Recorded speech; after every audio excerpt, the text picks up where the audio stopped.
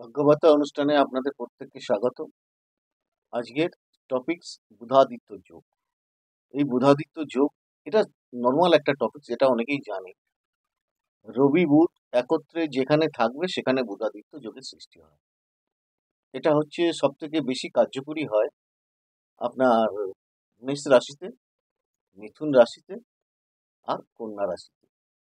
এই রাশিগুলো যদি, আরেকটা জিনিস বলা হয়নি, সেটা হচ্ছে সিংহ রাশিতে।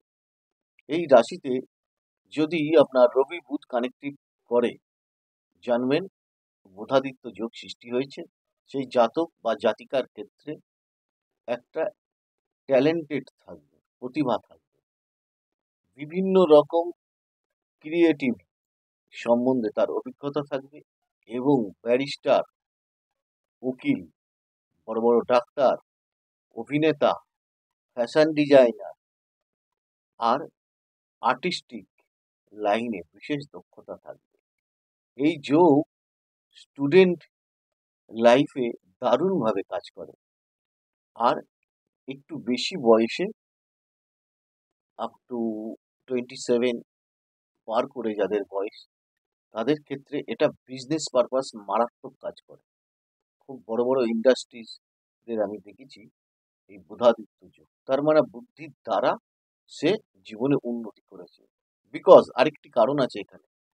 তার কারণ হচ্ছে এই বুধাদিত্য যোগ আপনাকে যেমন বুদ্ধি সম্প্রদান করতে পারে, সঙ্গে যদি রাহু কানেক্টেড হয় তাহলে কিন্তু বুদ্ধির বিভ্রান্ত করে দেবে। এটা কিন্তু রবি রাহু একটা অগ্রহণ দোষ। লোকে বলে তো গ্রহণ দোষ। গ্রহণ মিন্স হচ্ছে আমি আপনাকে গ্রহণ করছি না, একদম ভুল কথা এটা। অগ্রহণ যোগ সৃষ্টি হয়, তার মানে এখানে অগ্রহণ যোগের সৃষ্টি হলো। আপনাকে সঠিকভাবে কেউ হয়তো গ্রহণ নাও করতে পারে, আপনার যতই বুদ্ধি বা ট্যালেন্ট থাকুক না কেন। দেখবেন কিছু কিছু ক্ষেত্রে কিছু কিছু ব্যক্তি হঠাৎ ডেভেলপমেন্ট করে, আবার কিছুদিনের মধ্যেই সেটাকে ফল করে দেয়, নষ্ট হয়ে যায়। তার কারণ তাদের ছকে দেখুন, অবশ্যই রাহুর কোনো ডিস্টারবেন্স রয়েছে, হয় একত্রে রয়েছে, না হলে দৃষ্টি রয়েছে। এটা হতেই হবে। তা না হলে সে বুদ্ধির দ্বারা এত কিছু করলো, সেই বুদ্ধির দ্বারাই সে আবার নষ্ট করে ফেললো। এর একটা কারণ তো নিশ্চয়ই আছে। এই জন্যই এই অগ্রহণ দোষ আমাদের জীবনে খুব খারাপ কাজ করে। বুধাদিত্য যোগ যেমন খুবই ভালো কাজ করে, তেমনি অগ্রহণ দোষ একটা বাজে রেজাল্ট করে। এটা স্টুডেন্ট লাইফের ক্ষেত্রে হতে পারে, বিভিন্ন কেস কামারিতে সে জড়িয়ে যেতে পারে, নিজেকে বুদ্ধির বিভ্রান্ত দ্বারা পরিচালিত হওয়ার বিরাট সম্ভাবনা রয়েছে, এবং অবুদ্ধির জন্য, কুবুদ্ধির জন্য সে নিজেকে যেমন ফাঁসবে, এবং পরিবারে ওর সঙ্গে যারা আছে তাদেরকেও ফাঁসানোর চেষ্টা করবে, এবং এটা হয়ে যায়।